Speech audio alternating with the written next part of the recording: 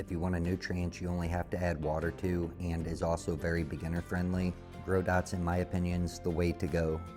I've used this before. I've grown awesome plants with it, and this time I'm running their extended version. I'm using a heaping cup in my AirCube system. I'm running 4 plants. I'm going to be using pre-buffered, pre-washed coco, and I'm going to cover some of the basics of growing. So if you're new to this, I think this video is really going to help you out. Stay tuned. Check this out.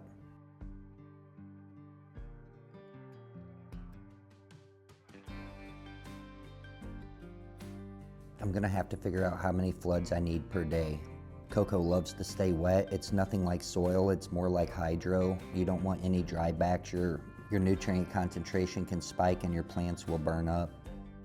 The Oxyclone plus Clonex is also another very beginner friendly tool. Works great for getting roots fast.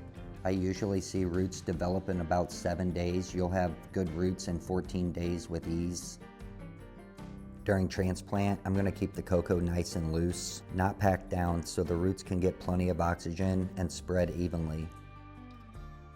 So the AirCube system has given me a lot of my own personal time back. I decided to build a really nice raised stand for this system. It will benefit me in multiple ways. Definitely gets the plants up off the ground so the medium's not as cold, and my knees will thank me for it later.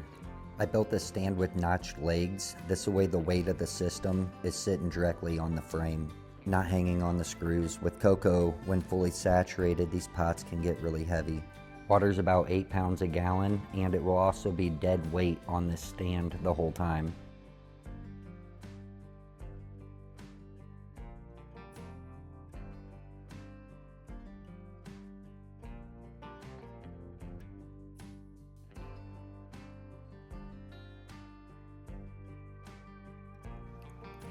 I'm gonna get my PPFD dialed in here with the new par meter I bought, but the plants here, these 3 here, have been in here a little bit longer. You can see they're already loving the coco and the grow dots. This one here I just put in there yesterday, so it's gonna take a little bit for it to bounce back, but it will, because you can see that these were the exact same way. But we'll see how this is gonna go. Next week, I bet you they're gonna be doing a lot better, guys, but we gotta get the PPFD, dialed in. I want to keep it light, right around 200, 190 is what I think we're right around, 180, 175, and that's pretty dang level with the height of the plants there. 172, 174. I might just leave it there, see how they respond, because they're pretty stressed out, and I'm using a pretty big light. The intervals on this light are 25, 50, 75, and 100. I'm using the app. I think I have it at like 38 or 33%. I can't remember. Don't chew my head off, but yeah. They'll bounce out of it, guys. They're gonna look great by next week, and then we'll go over, the flood and drain on here. I mean, honestly, I got my float set really freaking low on here.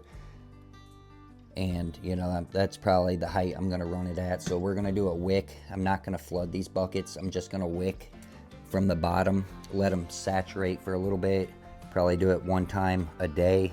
I'm gonna judge by the weight of the bucket, pick it up and see how heavy it is. So we'll go by that. So stay tuned, guys, because we're gonna do a clone to harvest here. Next couple of weeks, these girls will be huge. Appreciate you. If you want to save a little bit of money on the system, use the discount code Midwest Grow Show, all caps.